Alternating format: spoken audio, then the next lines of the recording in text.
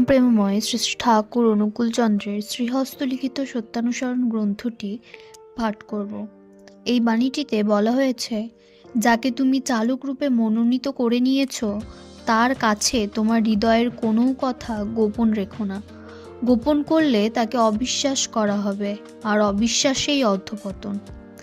চালক অন্তর্যামী যদি ঠিক ঠিক বিশ্বাস হয় তবে তুমি কুকার্য করতেই পারবে না, আর যদি করেই ফেলো তবে নিশ্চয়ই স্বীকার করবে। আর গোপন করতে ইচ্ছা হলেই যেন তোমার হৃদয়ে দুর্বলতা এসেছে এবং অবিশ্বাস তোমাকে আক্রমণ করেছে।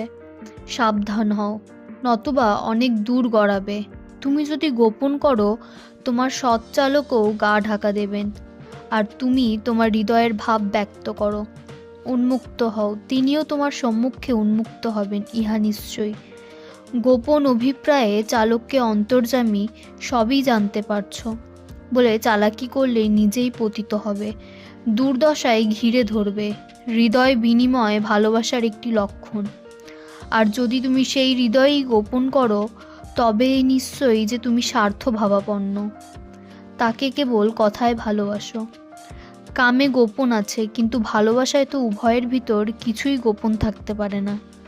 সৎ চালক পাতলা অহংযুক্ত, তিনি নিজে তার ক্ষমতা কিছুতেই তোমার নিকট জাহির করবেন না, এবং সেই জন্য তোমার ভাবানুযায়ী তোমাকে অনুসরণ করবেন।